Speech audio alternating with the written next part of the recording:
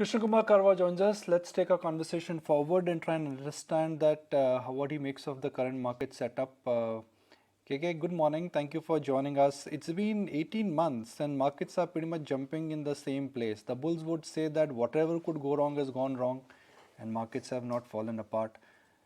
But investors are now saying that, look, 18 months of no return and with a visible slowdown in the near term, are we in for a tough patch for next couple of quarters?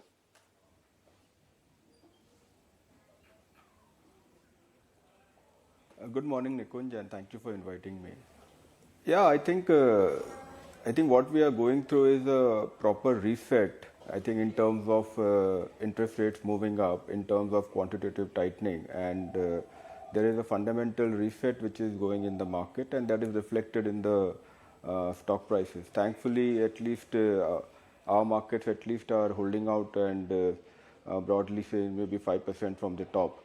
But so I think this reset is still in progress, and also if you look at the narrative in terms of inflation and accordingly interest rates, I think that narrative has not yet settled. What was supposed to be transitory has now become kind of stubborn, and so we are not at the end of the interest rate hiking cycle globally and accordingly in India. So I think from our market perspective, investors need to be very patient. In the next few quarters, yes, there could be disappointments in terms of companies which are more focused on exports.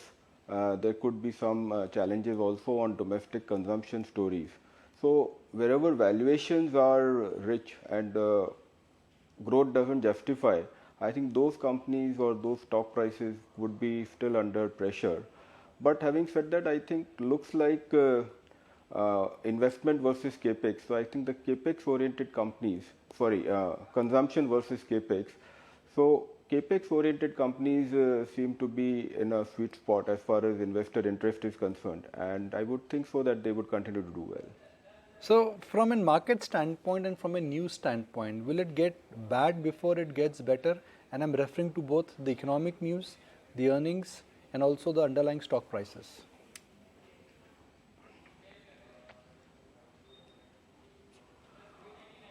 I would say that it will be very volatile in terms of, I think there is no consistency as far as news flows are concerned. I think data keeps on changing and the narrative from central bankers accordingly keeps on changing. So I think volatility will be a given, and as I said earlier also, so volatility will be a given, and accordingly wherever valuations are not reflective of the fundamentals, I think those stocks will be under tremendous pressure. And also, as far as news flows are concerned, I think it's very difficult to say what can happen as far as the global scenario in terms of the Ukraine-Russia war.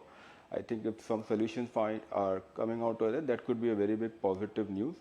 But as of now, it looks like that we should be prepared for slightly trending down kind of news flow rather than any massive uptick as far as global is concerned. And as far as local is concerned, I think this whole El Nino effect which could possibly come, I think that could be a dampener as far as local environment is concerned. Right. So in light of your macro view on India and considering that you continue to remain in long-term bull, KK, wanted to understand what your sectoral overweights and underweights are in this current market.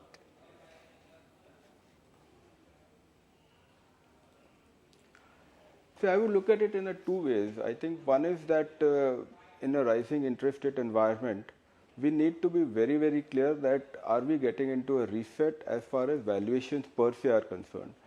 So in that environment, it is very important that we are invested in companies where valuations are reasonable and not into companies where there could be 40 times and 50 times earnings 2 years forward. So those kind of valuations, companies could be under a massive derating possibilities of they getting derated massively. Now sectorally, it looks like that, as I said earlier, the capex cycle seems to be very strong.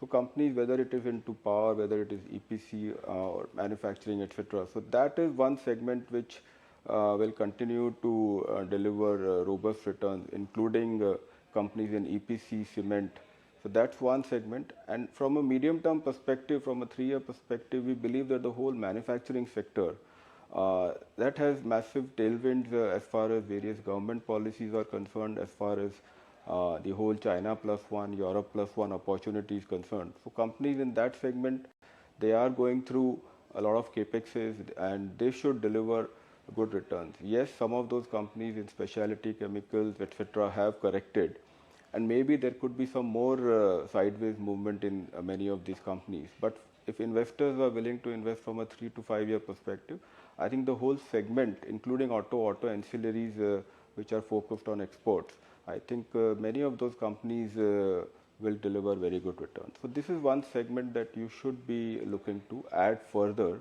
in the coming months. Would you steer clear from though?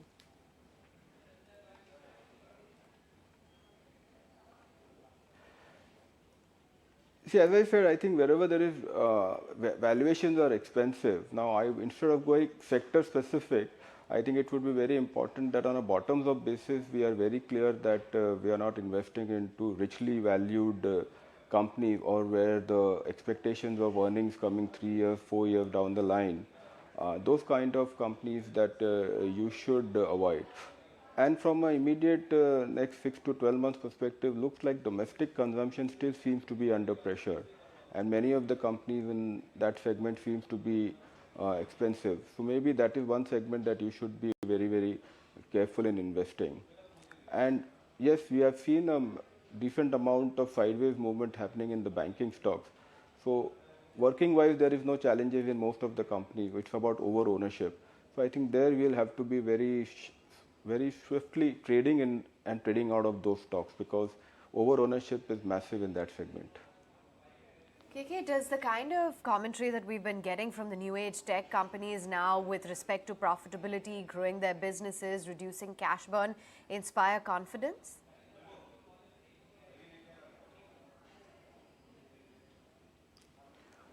Yes, I think we have already seen that in January we saw a massive, reasonable uptick in the valuations or rather stock prices of many of these companies post their Q3 results and the commentary.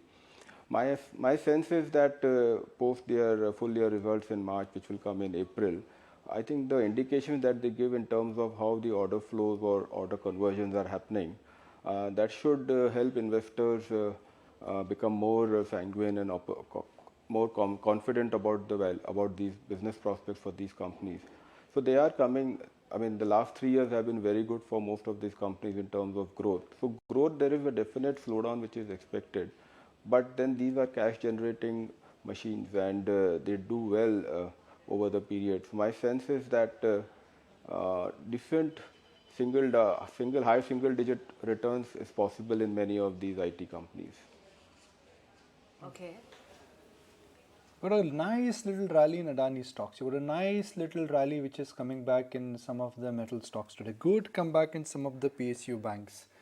KK, I'm sure your global clients, your HNI clients, your domestic institutional investors, they must be sending you a WhatsApp or a message, or maybe they must be calling on your landline to figure out, KK, what do you make of the Adani saga?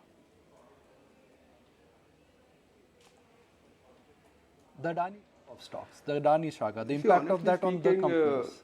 I think the challenge is, so I mean, yes, it has been a month since this whole episode has opened up, and as you can see, I think there was a lot of fears on the whole banking system, possible impacts, and maybe derivative 2, derivative 3 impacts on other stocks. My sense is that all that is possibly behind us, and I think it's now becoming business as usual, because I'm sure regulatory agencies will come out with various reports on whatever questions have been raised by the global research house. So I think investors are now back to looking at individual stock fundamentals and trying to take decisions rather than worrying about the possible macro impacts of whatever has happened. So there are 3 things here. One, the volatility in Adani group of stocks. I'll keep that aside. Second, the domino effect it could have on lenders. As of now, there is no loan default. whether it's LIC or State Bank of India, they've come out and they've said that we have no challenges whatsoever because the Adani group of companies, they're still standard account. What is your understanding of the impact it could have on the lenders per se?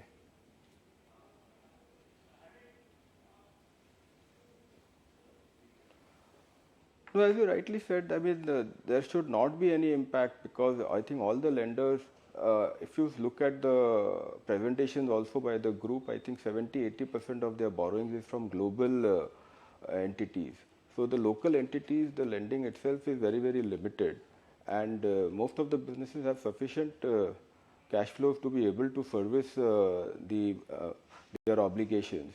What can possibly impact the ecosystem could be in future there may be challenges to borrow and that could impact their growth plans. But as far as lenders are concerned, I think it's a more ghost which the investors have created. I think local lenders have been very sharp in their underwriting standards over the last many years, and I don't think so any lender has any massive over leverage, over exposure for them to worry. So I think the stock price correction which have happened in the local lenders is more a function of over ownership and the general market sentiment. And I think once the Q4 numbers come out and maybe I think that things should pick up. So domestic lenders, I don't think so we should factor then this as a reason to worry about as far as investing is concerned. Right. Okay, KK, great to have you on the show. Thank you so much for taking the time out and joining in. As always, good speaking with you. Thank you.